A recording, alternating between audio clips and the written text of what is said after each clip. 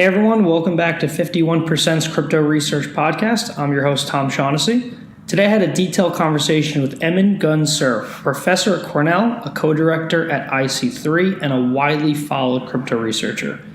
Our far-reaching discussion covered everything from the future of public blockchains, including Bitcoin, Ethereum, and EOS, the problems Emins sees with them, what the future of the technology holds, and what the future will ultimately look like. Importantly, we discuss Ava, the blockchain platform Emin is working on, and why he sees it as a major sea change from current platforms and how it addresses all of the problems that he sees with current platforms as well. Emin shares the latest on Ava with us. This was a really engaging and insightful conversation. Emin shares the serious problems he sees in the space and what he's doing to change them today.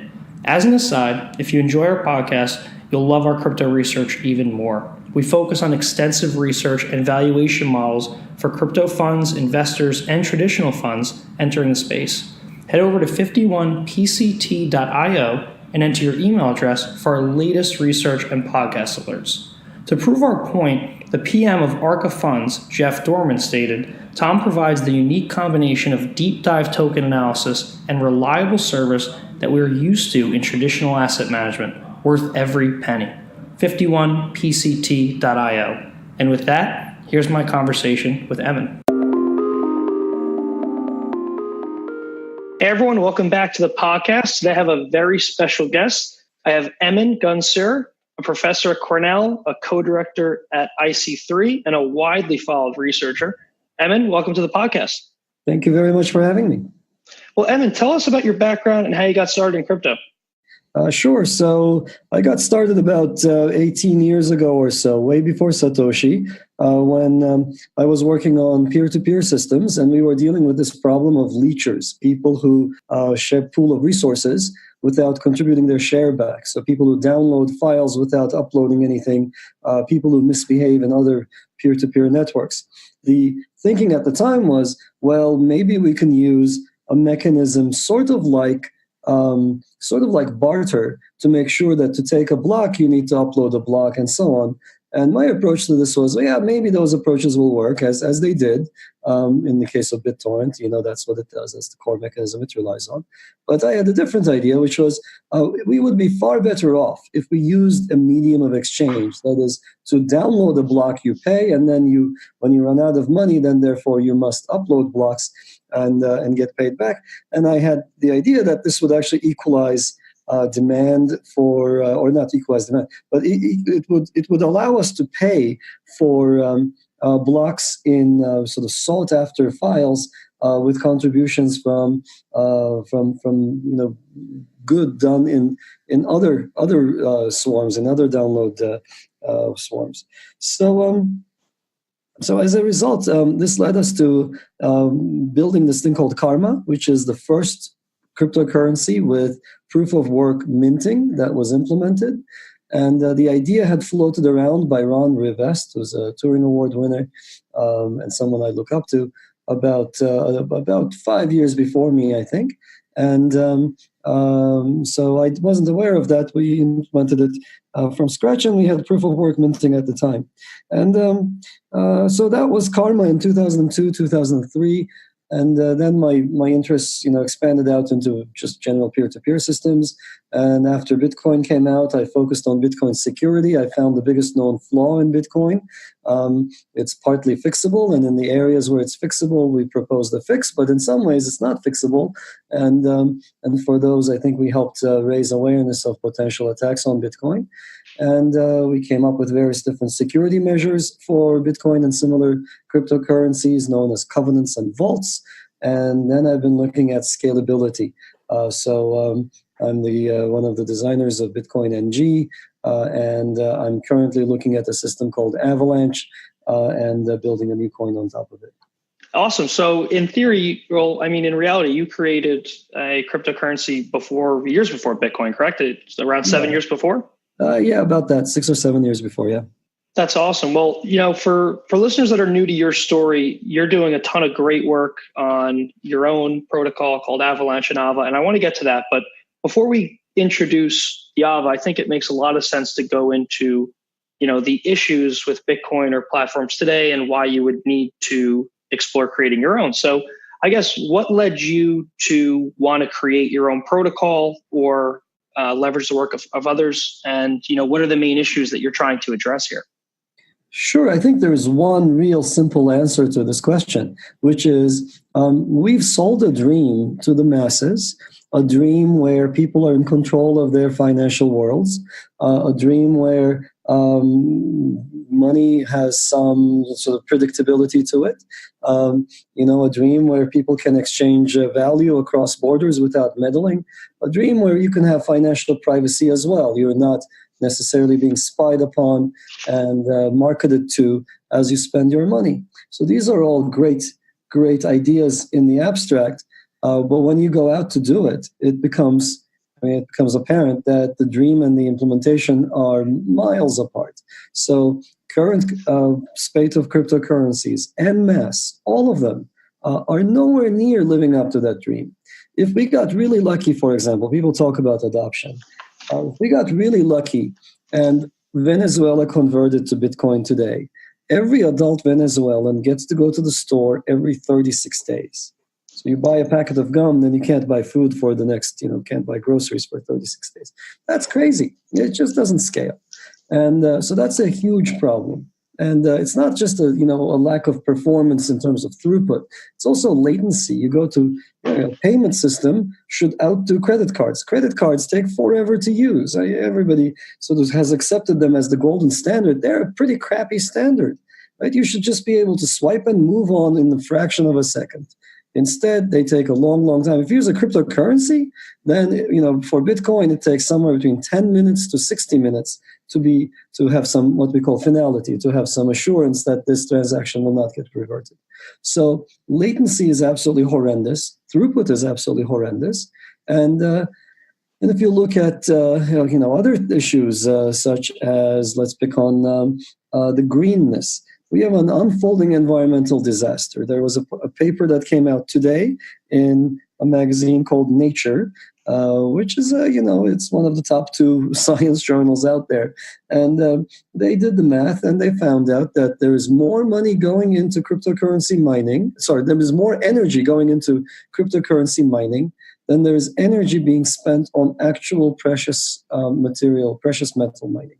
So that's a crazy world. Like in 20 to 30 years from now, we're going to look back at the spate of proof of work currencies, and we're going to wonder what the heck we're doing with them. That, we wasted planet's resources on instead of using them for something useful, we spent them on maintaining a ledger. And, and it's like, okay, maybe some people don't care. And some of the cryptocurrency crowd is really fairly selfish. And they don't really care about, melting the polar ice caps, whatever, flooding small islands, causing massive extinction and so forth. Suppose you don't care about the polar bears and so forth. But there are still some really big issues with this. One is you're losing value. You're leaking money out of your supposed store of value to the power companies. So that's a big, big drain on your economic system, and it's not a sustainable one. And the second issue, of course, is that this kind of a design is just not giving you what you think you're getting. So what's happened de facto is that mining has gotten centralized in the hands of a small number of actors. So your Bitcoin mining, it's only 19 miners or mining pools that are creating most, if not 99% of the Bitcoin blockchain. The same number for Ethereum is 11. And, EOS has 21 block producers. These are tiny numbers. If your decentralization is, instead of one bank you're beholden to, you're now beholden to 19 anonymous entities and, mostly located in China, I don't know that that's a step up. I think it's a tiny step up maybe, but it's not necessarily a big life-changing improvement. So no, that's super interesting. I mean, and you put a lot of the problems with a lot of concerns with the major cryptocurrencies in perspective for a lot of people that kind of gloss over it. So I have to ask before we move on, if you had to pick one of these issues that could kill Bitcoin, which would you rank as the highest? Do you think it's the limited throughput? Do you think it's the greenness debate with mining? Do you think it's latency or finality? What is the number one issue you see that could bring it down? So lots of people. So I'm going to not answer that question with your permission. No, you don't have to. Yeah. So, but let me be explicit about that. Lots of people have predicted the death of Bitcoin. I don't think it's going to die. So, why not? Well, it's not going to die because it's sort of an enthusiast game. It will always be around as a niche. And it will just get pushed aside, right? So the world economy is trillions big. Bitcoin is billions big. And so it's a tiny, tiny wart on the side of the global economy. Bitcoin will just not be able to get to the level that it needs to get out to. Its use will dwindle down. We're seeing that happen over the course of the last year. And the main impediment to its growth, to actually answer your question a little bit, I'm not going to say it's going to die, but the biggest impediment to Bitcoin, Bitcoin's future sort of expansion, has been its limited scale. That's been the biggest problem. And at the current rate, the fees will go up anytime the demand is high. And so that really creates a big problem for Bitcoin. People have had to pay $55 for a transaction. You might as well use Western Union at that point. So that's what I see as the biggest problem facing Bitcoin, as well as almost every other cryptocurrency. It's very that's interesting. And you know what? I'd agree with you that I don't think it'll ever go away, but I think it'll lose prominence. But I guess if I have to play devil's advocate, I mean, as you lose prominence and developer mindshare and users and investors go to other platforms, I mean, doesn't that accelerate the decline of the other currency, in this case, Bitcoin? I mean, yeah. If that's right, then it wouldn't just fade away slowly. It would fade out of favor pretty fast, bro.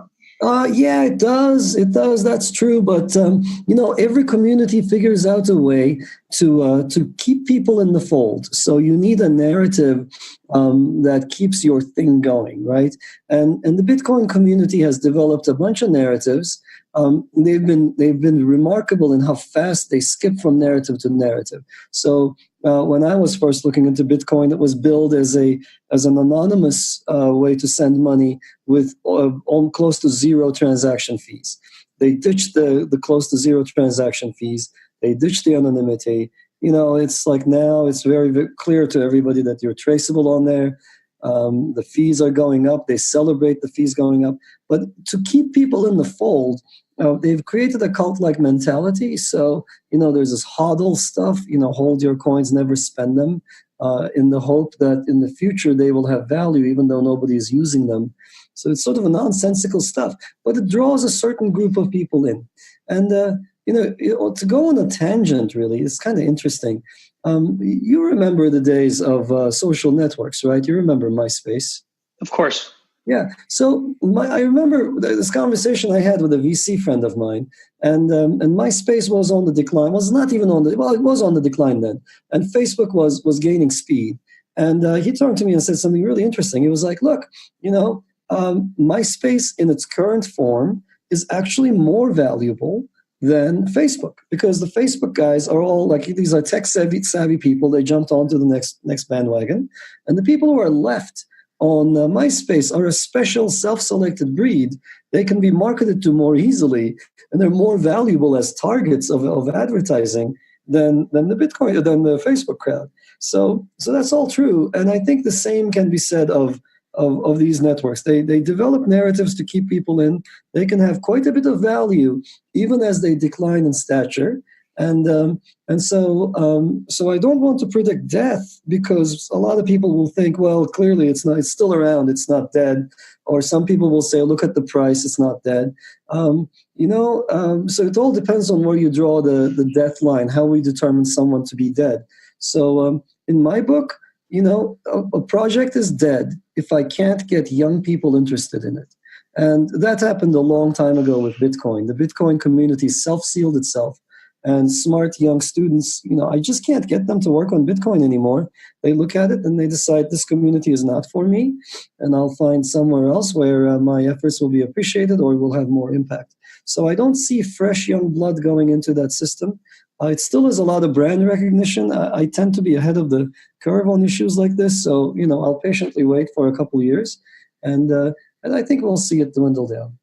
That's super interesting, and it's a great comparison you made before. So I guess just moving on from Bitcoin, I mean, how do you feel about, something I wrestle with a lot is that new platforms like Ava, which we'll discuss, or Tezos or Definity that are rolling out, they're not going to have to compete with the Bitcoins and Ethereums and EOSs of today. They're going to have to compete with the versions of those public blockchains in the future. So by the time Definity rolls out or Ava or Tezos gains mindshare, hopefully, they'll be competing with Ethereum 2.0 that has proof of stake and sharding and Casper. So I guess, how do you think about the future of these public chains and their evolution versus, the chains that are launching that are supposedly next gen chains? Great question. I've been thinking about this quite a bit, actually. So next year is going to be a fantastic year. And I'm really excited because I really believe that it's these days, right now, that we are figuring out how to reach that dream. So we're going to have these public chains with us. These chains that we have in the future will look nothing like the systems of today, right? So these enormous banks of machinery that compete in lotteries to win this mining game, blah, blah, blah, consuming energy in the process. I think this is really, it's like the steam, the early car, right? The steam powered cars. I don't know if you've seen sketches of that thing. It's just a clunky old device, incredibly wasteful, kind of dangerous, and overall just generally pointless. So, but the core idea is very cool, right? So the people who come in, the second generation, with the actual ability to build something for mass use that really is, a good representative of the dream, they're the ones that are going to propel us to the next level. So next year, what's going to happen? We're going to see, as you mentioned, second generation coins come in. So we've seen Tezos come in with a focus on governance. We're going to see Ava come in with its focus on performance and scale, as well as governance also. And we're going to see a bunch of other coins designed by really smart people. I think there is, for example, Algorand from my colleague Silvio Micali at MIT, and there are many other sort of worthy individuals who really know what they're doing, as opposed to going at this with a gut feel and a couple of good heuristics or whatever it is that people used to design these algorithms with. The days of developers just sort of making stuff up and hoping it's correct are, I think, behind us, and we're going to really see good systems that actually provide proper guarantees of their performance and behave well in the wild. So it's going to be wonderful. I'm looking forward to competing against those kinds of systems, but much more importantly, I'm looking forward. Like, my real competition is with Ava, is the world at large. I want to take I think our current infrastructure, the best that Wall Street has got, is pretty bad. Okay, it's layers upon layers of crud, layers upon layers of audits and regulations and regulators regulating each other, and it barely holds together. And we've seen some spectacular failures in this case. I think many of your listeners are probably aware of the Dole company's big failure, where they thought they had 38 million shares outstanding. It turned out they had 53 million shares outstanding, and due to some kind of a snafu involving trading during the off hours and and the next thing you know, the records are out of whack, and more people think they hold shares than there ought to be. So no, that's super interesting. And just one more question on this, Emin. I mean, one of the two, just building on my earlier question I just asked you, the two things I think about the most are, you can't put out a blockchain that's fundamentally flawed. Like, EOS, I just read that EOS paper about all the security flaws and the guarantees there. And, that's obviously extremely hard to fix. You have to re-architect the whole platform. But the second problem I think about is, how do new future blockchains get developer mindshare? I mean, you not only have Ethereum that has, over 2,000 dApps and everybody knows how to use it and it's well known and there's a ton of money, but you have to deal with, another year or two until new blockchains launch of developer mindshare just growing. So, how do you flip the switch and attract developers from other platforms to work on, let's say, Ava in the future? Oh, that's a great question. I've given this a lot of thought. So, first of all, I think the situation isn't so dire, although it is something that needs to be thought about. There are a large number of developers in the Ethereum fold, but almost all of them realize that Ethereum is fundamentally limited in scale and performance. And so, if you go to any of them and say, "Hey, instead of having a network outage essentially, or having the chain become unusable when CryptoKitties are launched or when there's a hot ICO, I'll give you a system that can handle multiple of these at the same time without a hiccup." So if you tell that to them, they will switch in a heartbeat.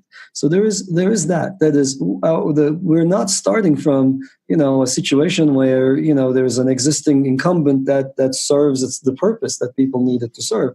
So there is that for us.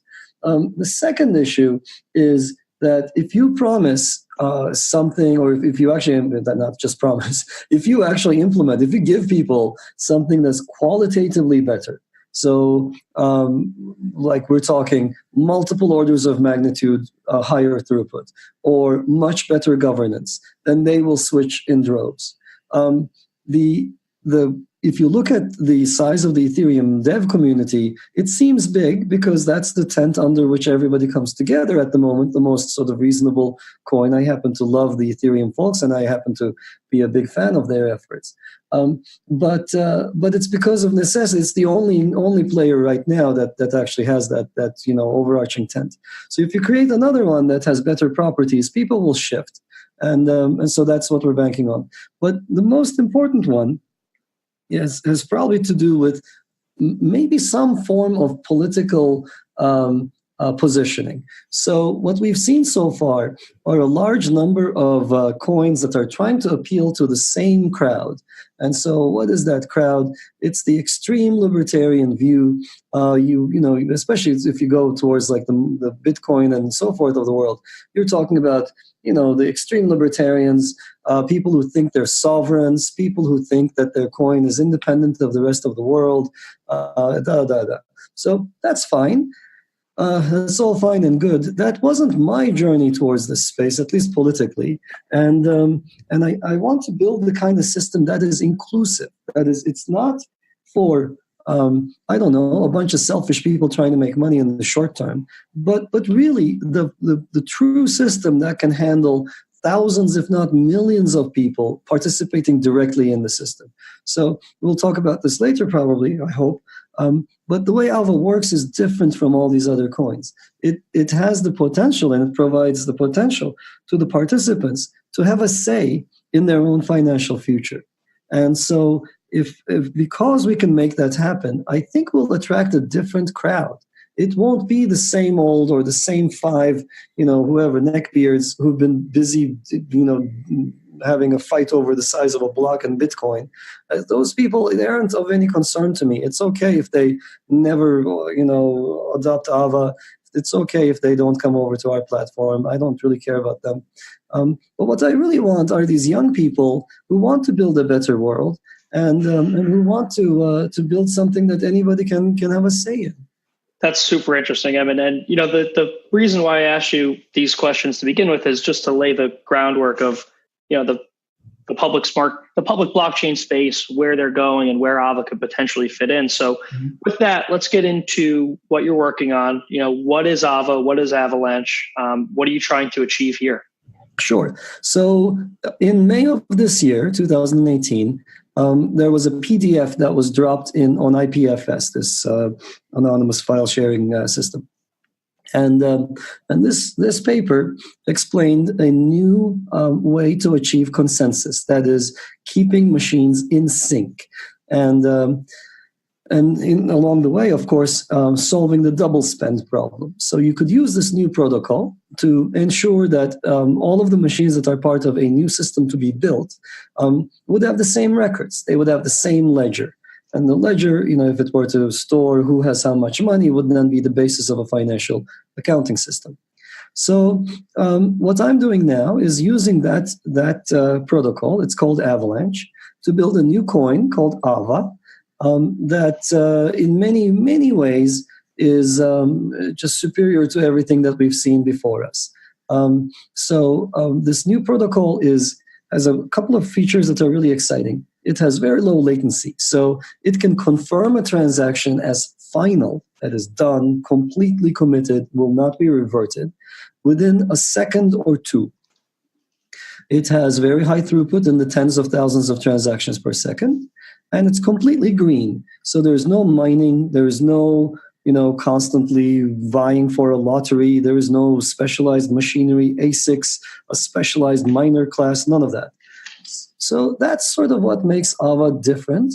But there's one additional feature, and it has to do with how Ava works and what it's capable of that other coins are not capable of. The way Ava works when it comes to making a decision that relates to who paid who is as follows. So we're trying to decide if Alice paid Bob.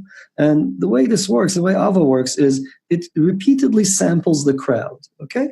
So that sounds like an okay. I mean, we can get into far more depth about what that means, what kind of guarantees it provides, etc. But at the end of the day, it's really the way these records work. It's really ensuring that everybody is on the same page, and it does this by everybody asking everybody, "Do you agree? Do you agree? Do you agree?" So we use the same exact mechanism for governance, and in Ava we can have critical system parameters be determined by the system's participants themselves. That's super interesting, Emin. And what's funny is the Ava name kind of reminds me of the AI robot in one of my favorite movies called Ex Machina or Ex Machina. I don't know if you've ever seen that.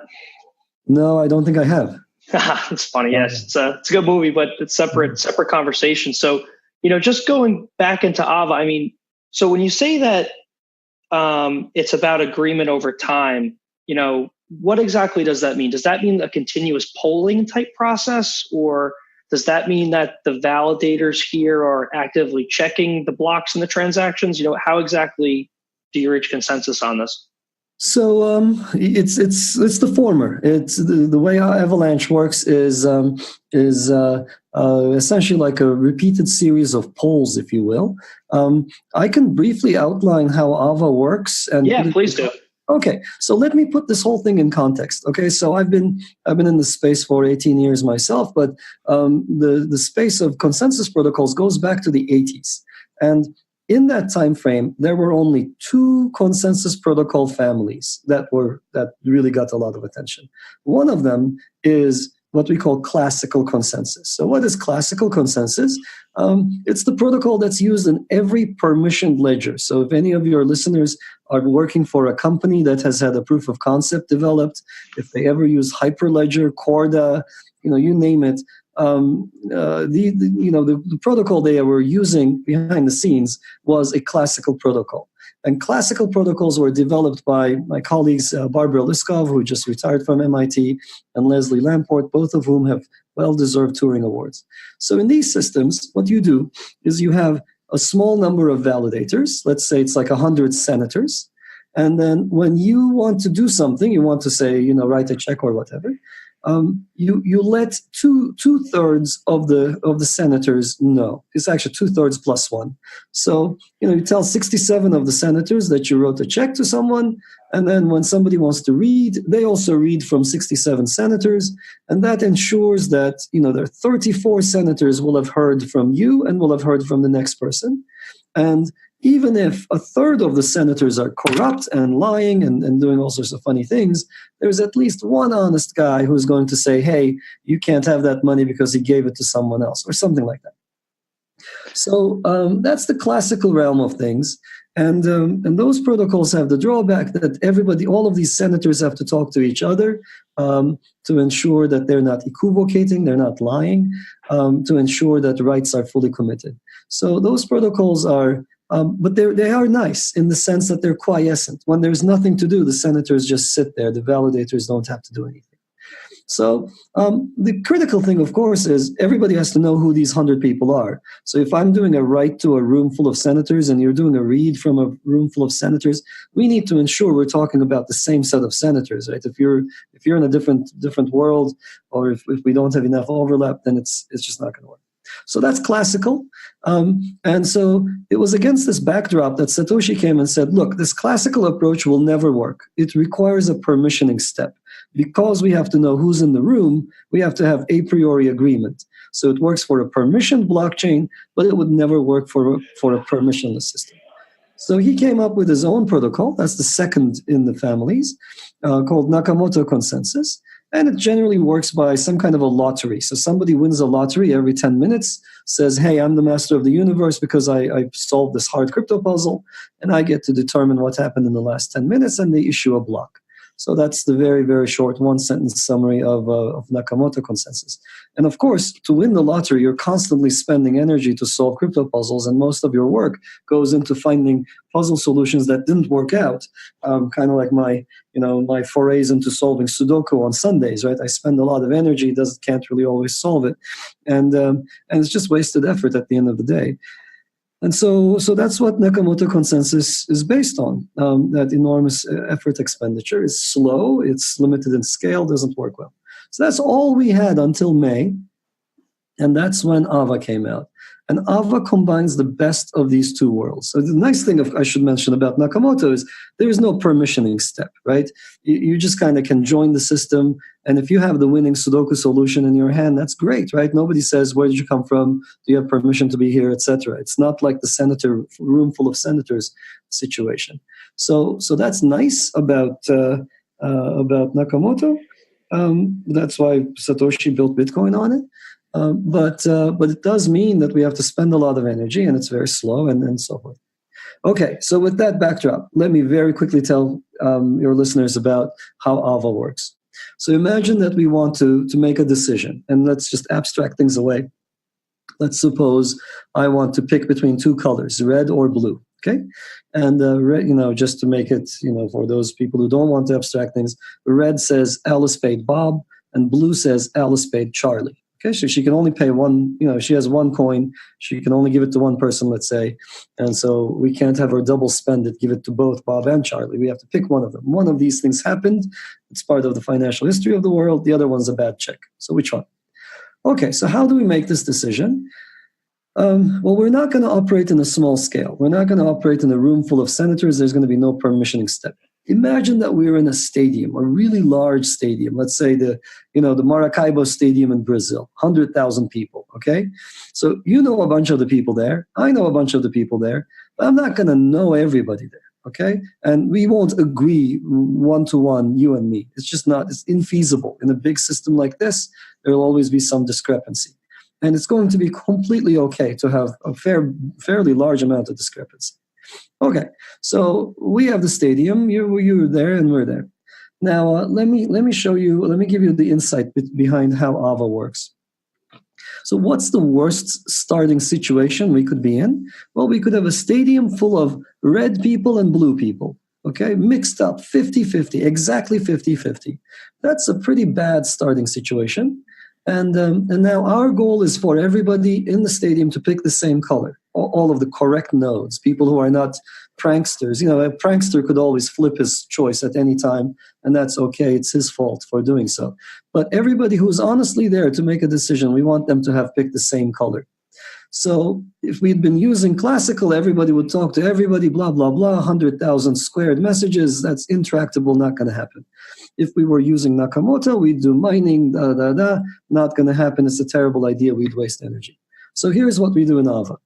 You and I, at the same time, and everybody else, we pick 5 people randomly in the stadium, and we ask them what color they've got.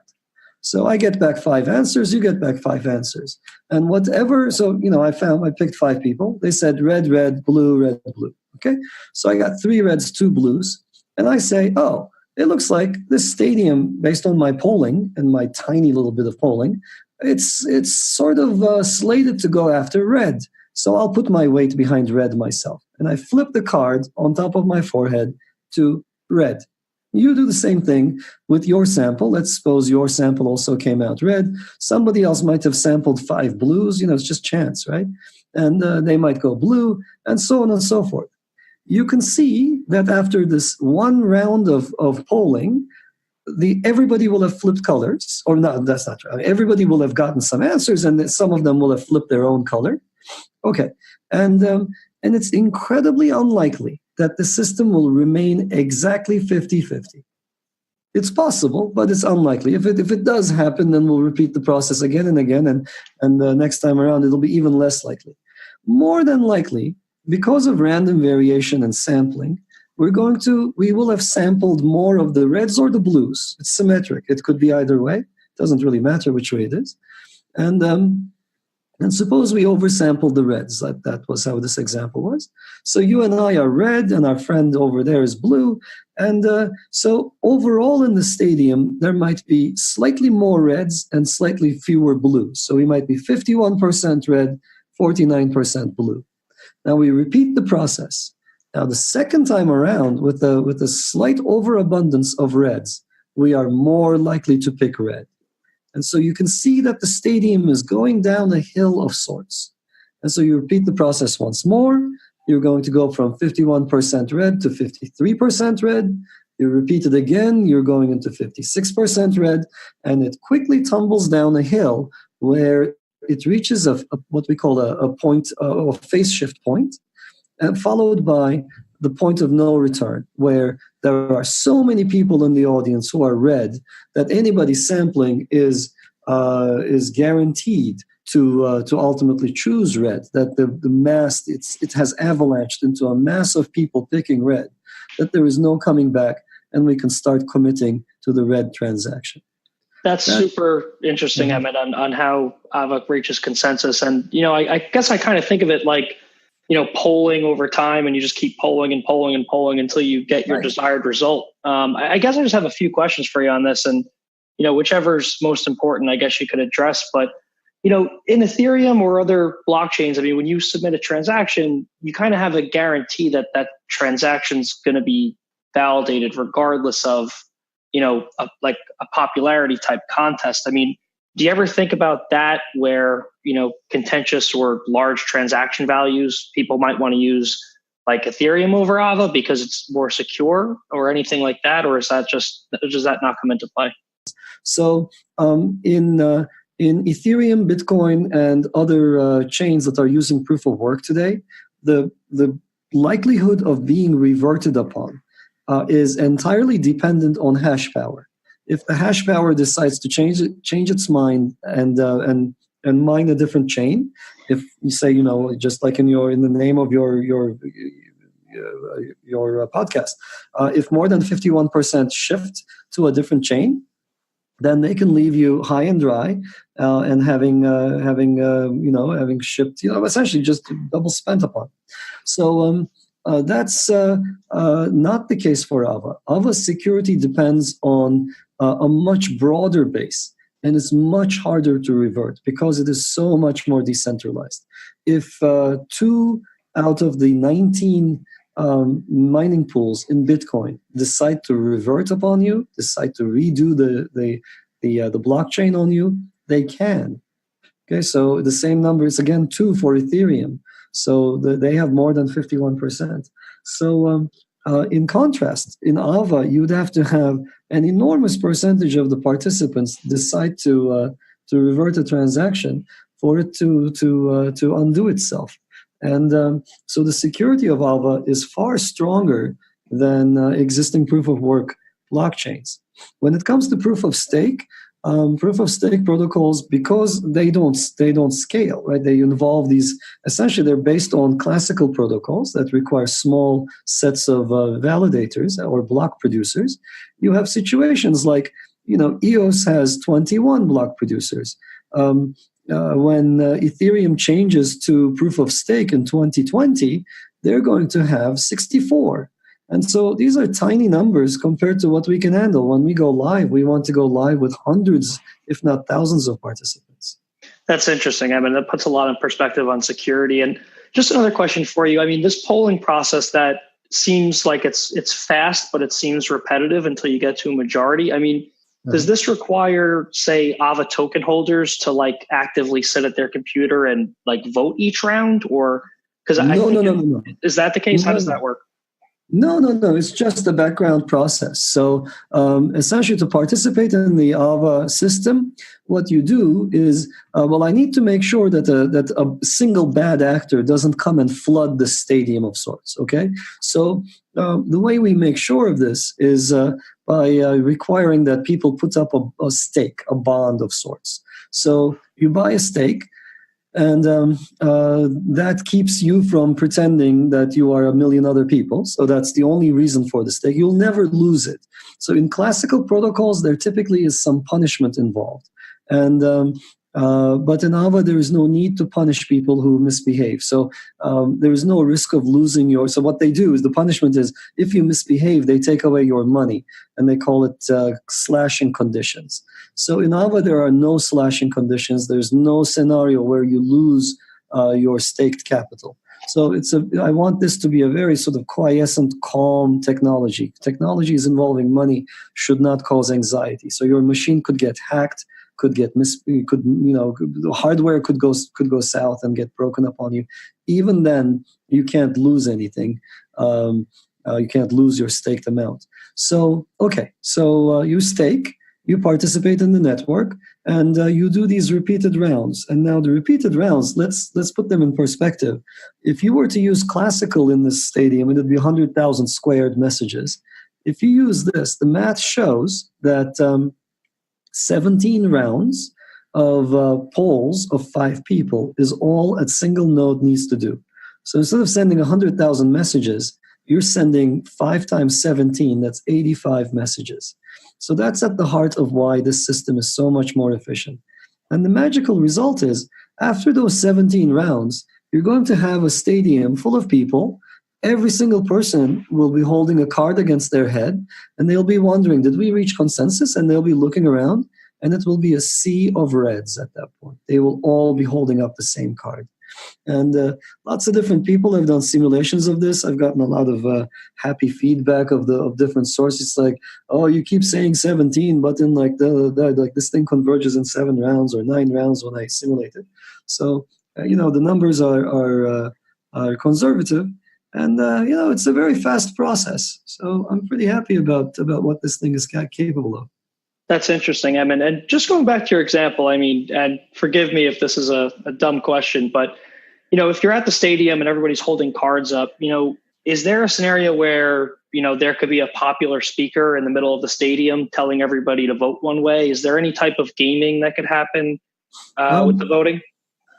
That's okay. Like, there will be people like that. There will be pranksters who are going to not follow the protocol.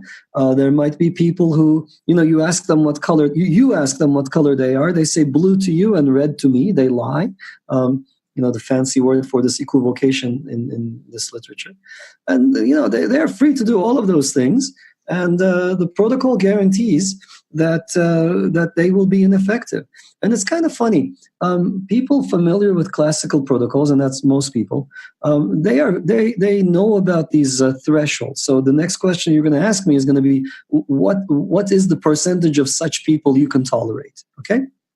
So let me anticipate it and let me tell you a little bit about it. So classical protocols, there's an impossibility result about them tolerating more than a third of misbehaving nodes. And rather, the typical protocols used for classical, the efficient ones, tolerate up to a third of Byzantine participants. So you've got 33% that's sort of malicious, and then the entire protocol breaks down.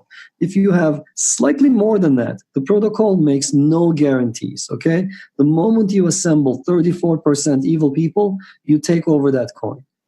In contrast, in Ava, it's not like this. You design the system with some kind of a threshold and some kind of a guarantee. So, for example, what might that sound like? It might sound like this. You say, look, I want the chances of 2 people in the audience having conflicting decisions. Everybody picks red, but there's one guy who picked blue by accident because he ended up polling just really bizarre sets of people, or he got fooled by the Byzantine component.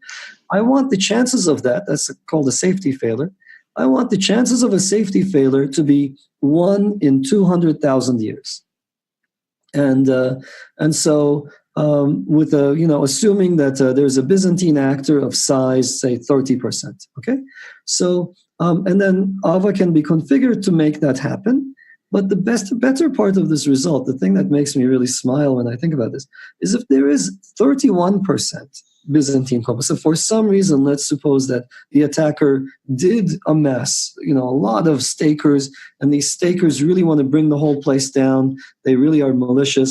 They don't care if their coin value goes to zero, the whole 9 yards. I think these are all unrealistic assumptions, but let's make them. Okay, they're the worst case assumptions. So suppose there's 31%. It doesn't mean that Avalanche will break down. It's not at all like classical consensus. It just means it will no longer guarantee what it guaranteed before, which was a failure probability of every 200,000 years. So now, instead, you might get a failure every 50,000 years. And so, you go to whatever, 40%, okay, you might get a failure every 2,000 years, and so forth. So it does a graceful degradation with increasing Byzantine component. And so that's pretty unusual in this line of work. That's super interesting. I mean, that's great color. And I'm just wondering, how have your thoughts been received from, I guess, not retail investors or retail users, but on Twitter, but, how has your thoughts and plans for Ava been received from the people in the Ethereum community and the Bitcoin community and the EOS community? What are you hearing from them? What are their biggest concerns that they have? Oh, that's a great question. So let's see. Let me try to summarize this. So in general, the reception has been incredibly positive.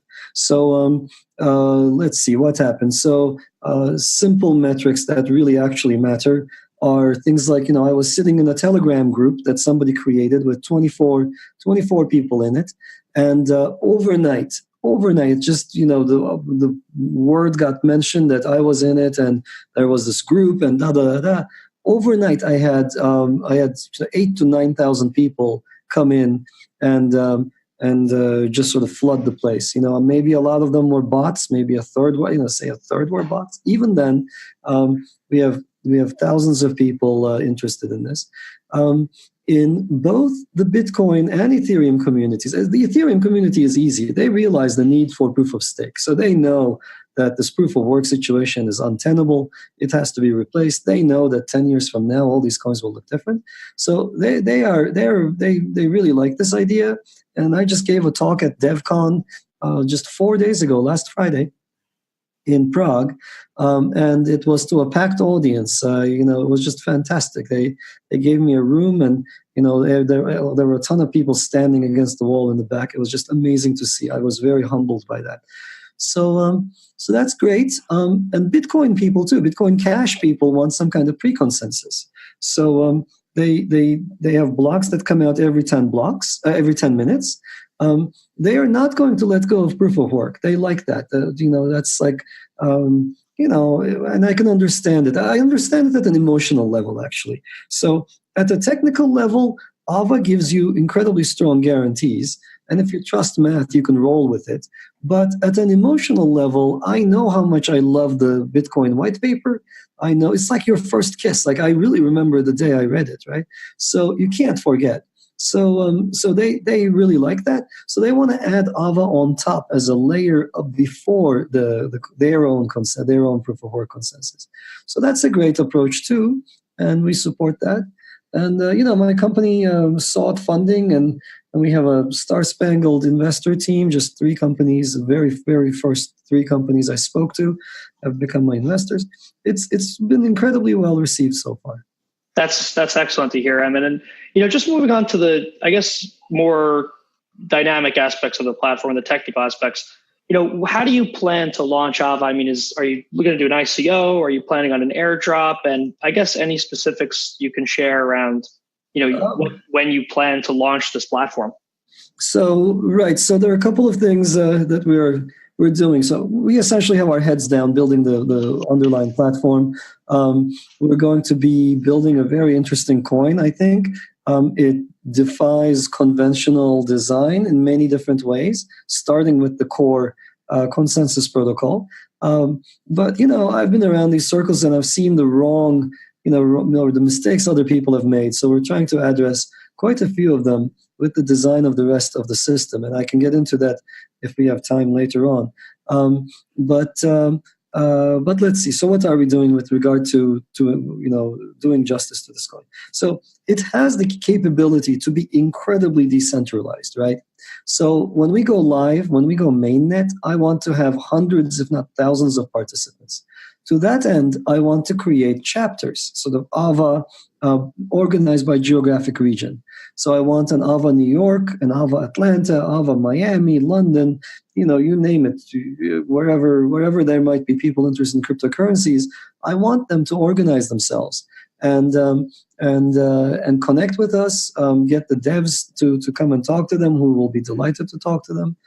To get additional sort of app developers into the fold, and in return, I will give them coins to stake, so they can run their own nodes. And I don't know how much that's going to be. Those coins might be time locked, so I don't want people just taking the coins and selling them. But I want them to be able to participate in the system fully, and so we'll be doing that for sure. In addition, we'll be doing a series of I would characterize unconventional airdrops, or ways of giving tokens out to people who are deserving. And I don't like any system that just checks to see if you can fog a mirror and gives you stuff. I would like to ensure that we give out the coins to people who know how to use them and who bring value into the ecosystem. And I don't want to mention what we're going to be doing, because the audience is very, very, very smart, and they will then start gaming us. So I'll keep it secret, but we'll do those things that reward genuine participation, and hopefully we'll build a fun community. No, that's interesting. And your approach to community building sounds, kind of like not the same as what EOS does, because your consensus is different. But, EOS has EOS New York and EOS in various different cities that are the block producers there. That's interesting. Oh, we unashamedly took some cues from EOS there. They did that part exactly right.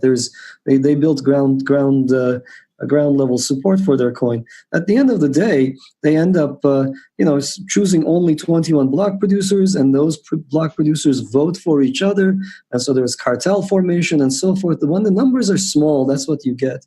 So I think the end result of that did not work so well for them, but they certainly had a great idea with regard to organization, and we are certainly going to follow in those footsteps. That's interesting. So, Emin, I know you're not giving out specific details and it's early, but how do you prevent, yourself or your company from controlling the majority of these funds and turning into an asset manager? Like Block One raised $4 billion for EOS, and now they're an asset manager. How do you prevent that? How do you think about that?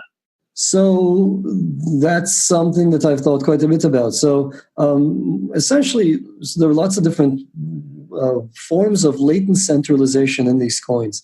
So the SEC, for example, has proclaimed Bitcoin to be decentralized, when Bitcoin is actually controlled by one loosely organized but nevertheless very much organized group. It's called Bitcoin Core.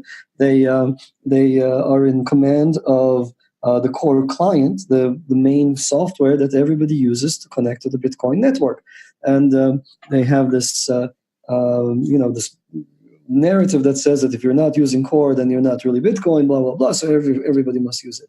So from the get-go, what we're going to do, and what we have been doing, is build multiple clients so as to avoid that kind of centralization. And so we're going to go live with at least the C++ and the Python client code bases. And so that way, the company that developed them will not necessarily be in command of, they're going to be open sourced, of course. And anybody can connect with whatever client they choose. This was my original plan. In the time since, we've had an incredible developer come in with a Go implementation, so we might end up having 3. And so we will be far ahead of almost everybody else if we have 3. In addition, you asked about the coin distribution. So last thing I want to do in life is to, essentially turn into a VC person. And so if I wanted to do that, I could have done that at any point in time. So what are we going to do there? we will try to ensure from the starting gate of as diverse a coin distribution as is possible.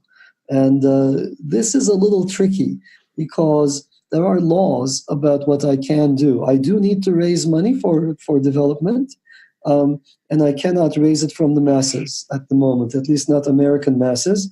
And even overseas, it becomes a vulnerability because, suppose some American pretends, and it becomes really, really dicey. So we're working with our legal team on that front to try to come up with how we can push the envelope as far as possible to give this egalitarian coin the biggest, broadest distribution on day of the mainnet.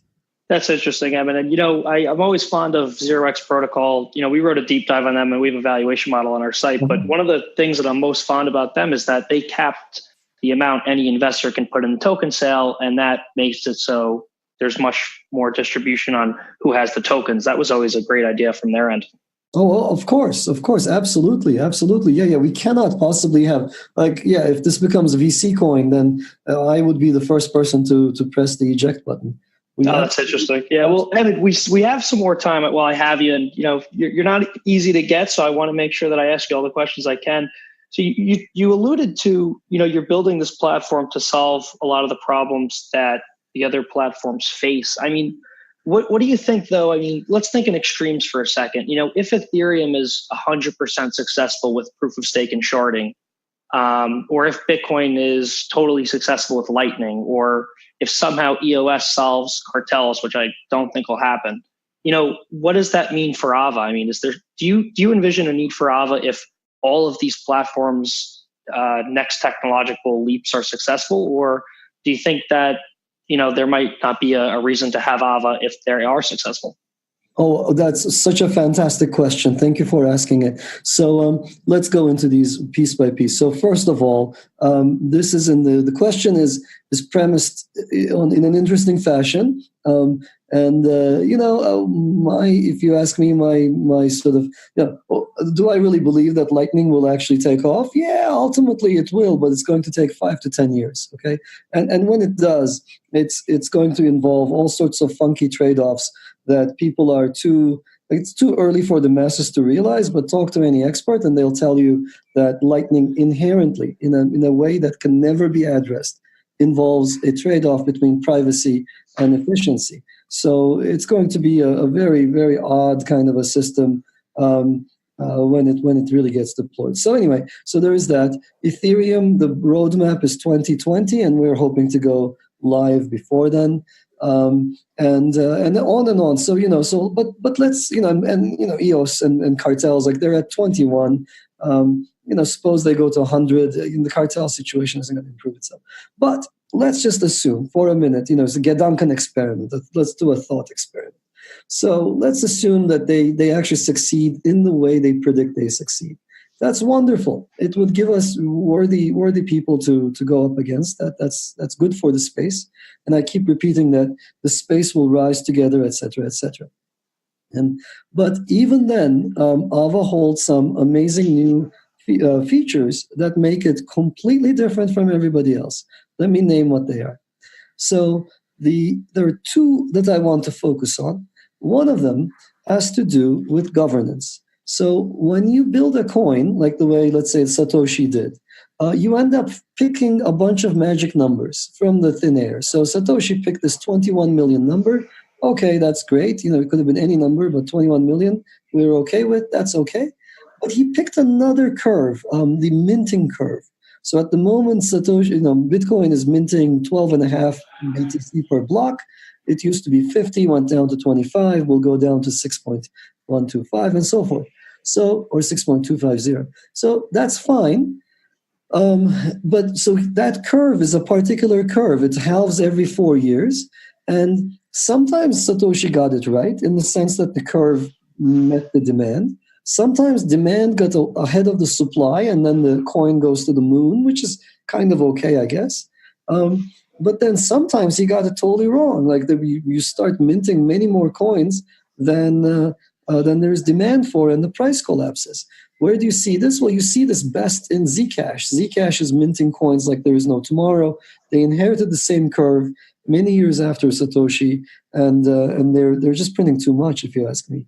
But they can't change it. Like, changing it requires a hard fork and a lot of community discussion, and it involves coordination with the miners, and it's not a nice thing to do to the miners who are counting on a particular rate of return, and so forth. So in Ava, we don't have to have any of these magic numbers. So, there are many different reasons for why you don't want to be in a position of picking them. You'll never get it right. Like, what are the chances that Satoshi did not get the emissions curve right? What are the chances that anybody else will pick the numbers exactly right for not only 5 years out, but 50 years out? That's crazy. We can't do it. In Ava, you can do something pretty amazing, which is you can turn to the crowd and you can say, hey, crowd, we were doing staking, and I didn't really mention it before, but we were also minting during the staking process. So you stake your coins for, let's say, a week, and then when you unstake them, you not only get your original money back, which I talked about, but you also make a small reward. And it comes out to a particular annualized rate of minting reward called R. And R is we just use a generic variable, but suppose by default it's 2%, okay? So, and it's there to compensate for lost coins. So you can go into the system, anybody can, and say, hey guys, we're minting at the rate of the current rate, let's say 2%, and that's too high, okay? The coin needs some support, so let's crank it down to 0.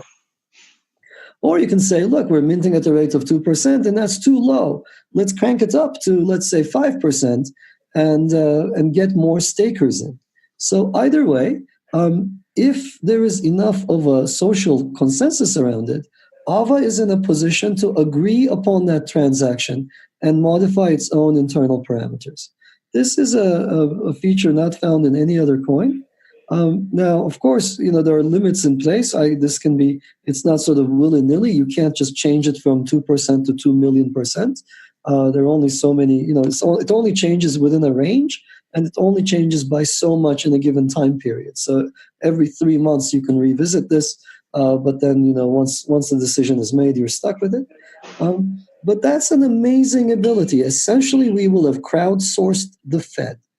And we will have taken away from the creator of the coin some of the most onerous responsibility of coming up with these economic parameters that there is no hope anybody could possibly have of getting right. That's super interesting, Emin. And just some more information for the listeners. I mean, I based on what you said, I think Bitcoin is clearly going to have a problem once they reach 21 million, and I don't think transaction fees are going to be enough to pay the miners. And on Ethereum, as a disclosure, most of my portfolio is in Ethereum, but the problem is, re-architecting your entire consensus mechanism. I think that there's a lot of great devs working on it, and I think that they'll figure it out. But I think that's a lot easier said than done, especially compared to platforms that start fresh with proof of stake, like Tezos. But the argument is still the same with Tezos, is whether or not it can catch Ethereum, et cetera. And on your last point, you mentioned the ability to change the inflation and the token supply, and that plays a lot into governance. So I guess a follow-up question for you is, how is Ava going to handle governance? How is that going to be done? That's a great question. So, and that was my second point, actually. I alluded to two things. One of them was key system parameters are up for governance. So I mentioned the governance issue. And so here's what we're thinking of doing with regard to governance. So let's sort of lay out some impossibilities. It is, in general, impossible to determine if one person is really one person with a lot of resources versus, so suppose it takes $1,000 to stake Ava, and suppose you have $10,000. It is fundamentally impossible for me to tell you apart if you pretend to be 10 different people versus one person with $10,000. So I can't tell these situations apart. So it's going to be a little difficult for any system to sort of handle these cases. And you want to avoid scenarios where the rich control everything. But in Ava, we are trying. And how are we trying? So the trick is essentially as follows. So we have a series of techniques for figuring out when a set of nodes are under the control of a single entity.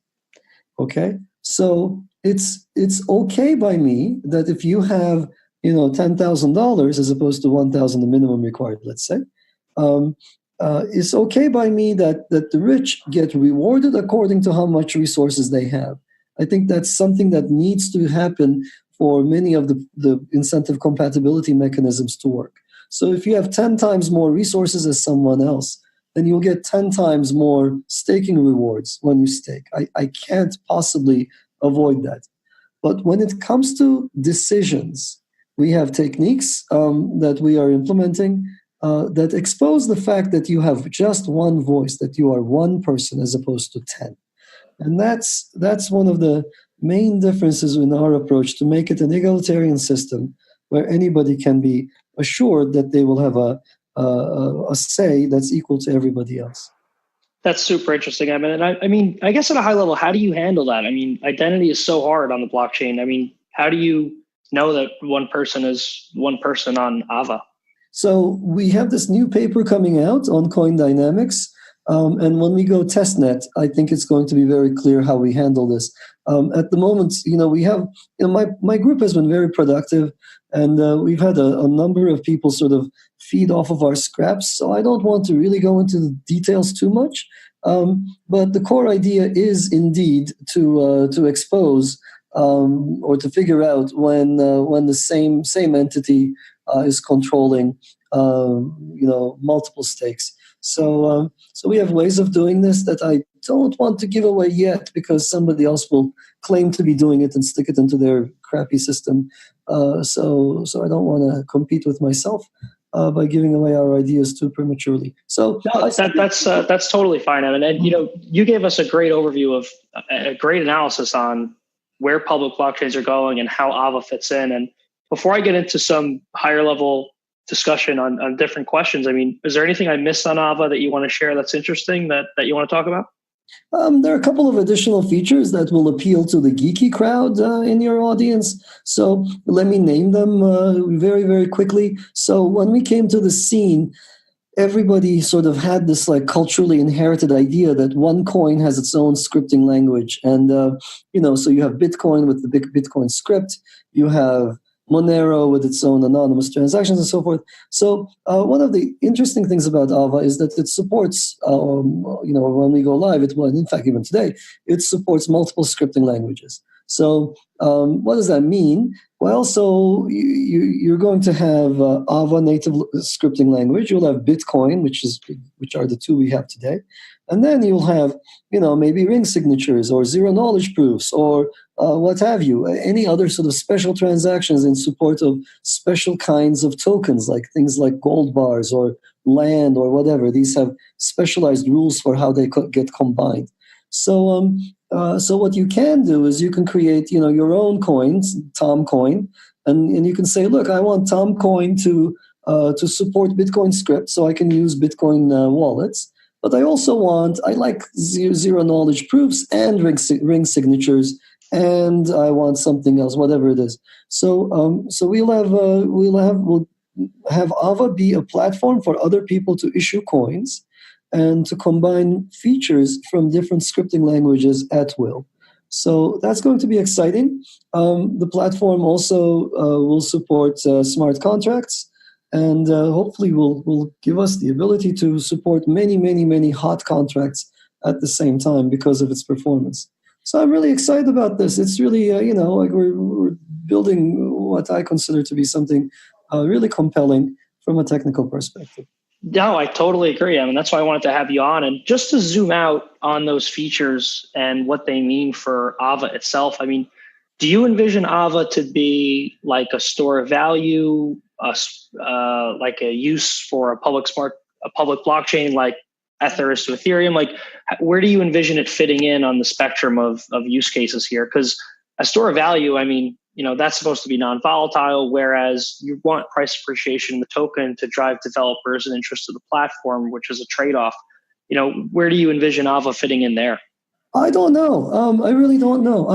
I see it as a very exciting experiment, and store of value isn't something you target. I think it's something you kind of earn, and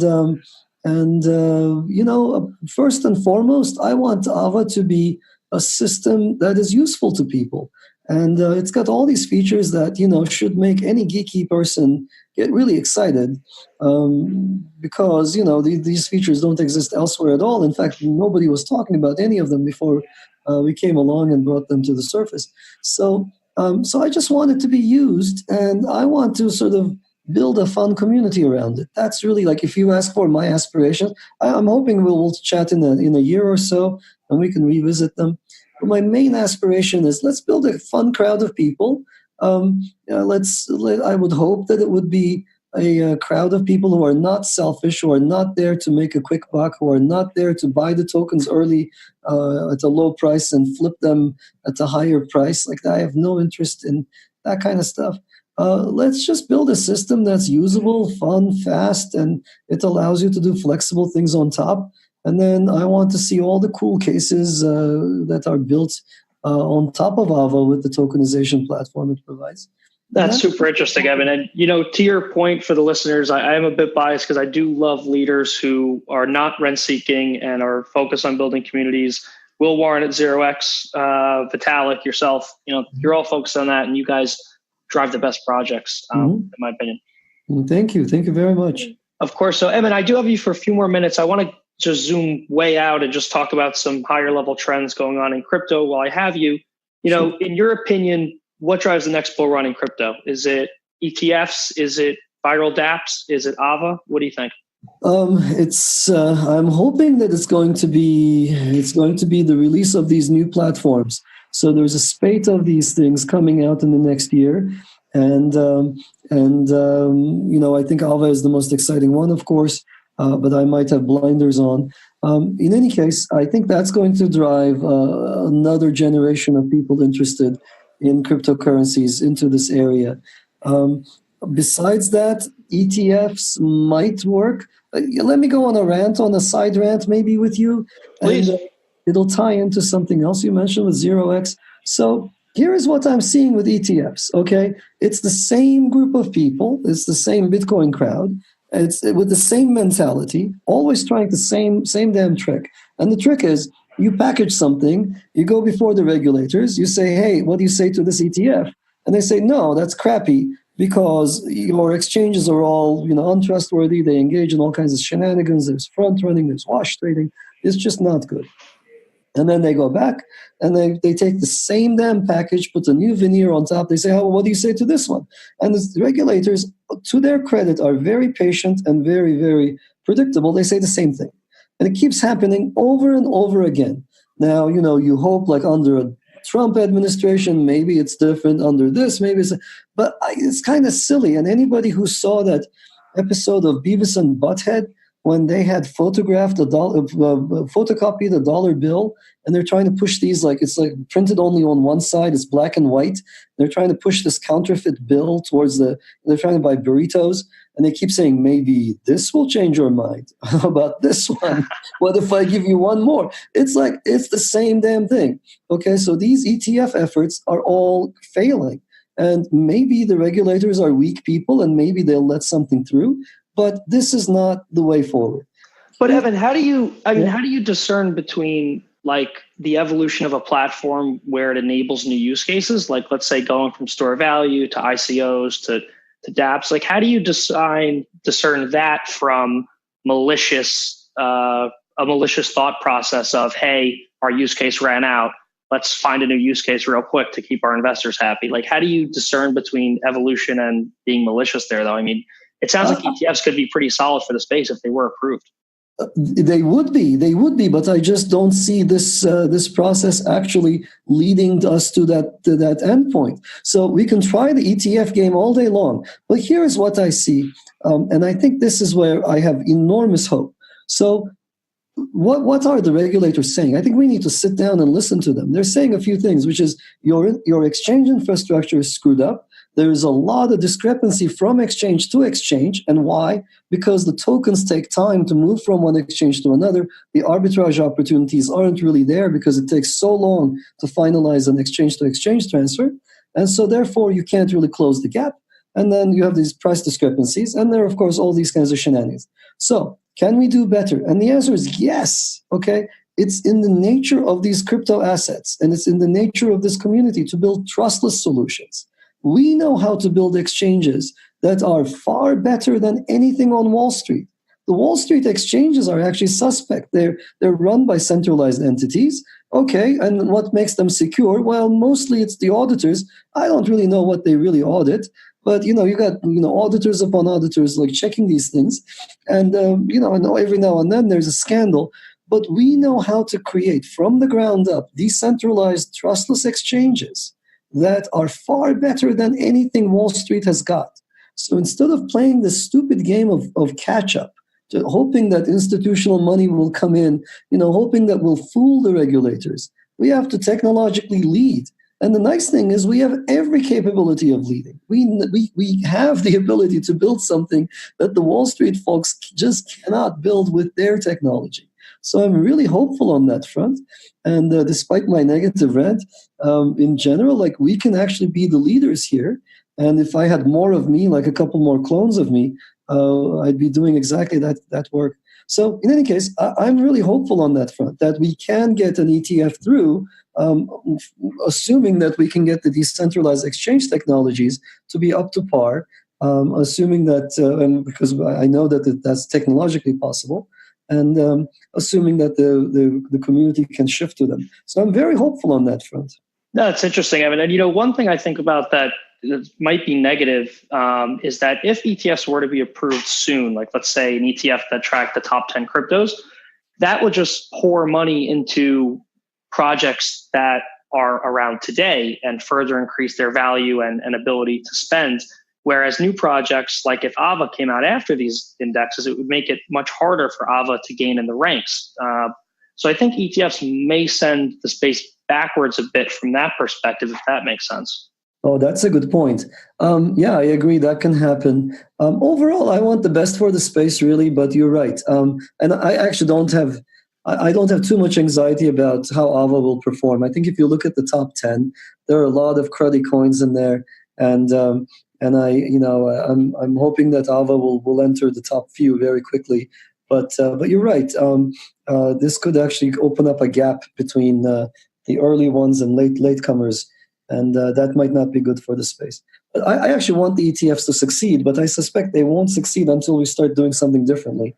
And that differently is we need to build decentralized exchanges that are trustworthy and trustless. And that's an exciting technological approach. Yeah, that makes a lot of sense, Emin. And before I let you go, Emin, last question for you. What do you hate about crypto and blockchain that you wish you could change if you could snap your fingers? Great question. So I think my main beef has to do with what's my main beef? I think I like scientific approaches to life, and anything unscientific makes me go slowly mad.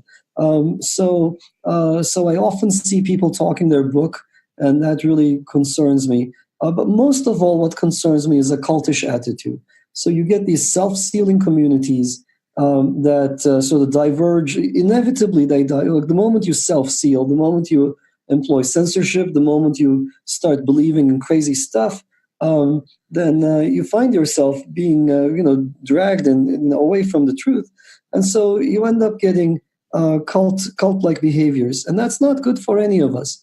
I suspect that this space will rise as en masse as a set of deserving projects, and or else sink altogether in a sea of scams.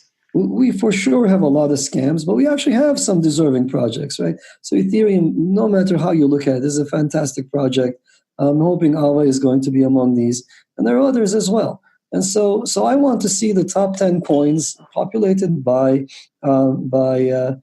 deserving projects, and see this new asset class take off on its own and create a better future for us.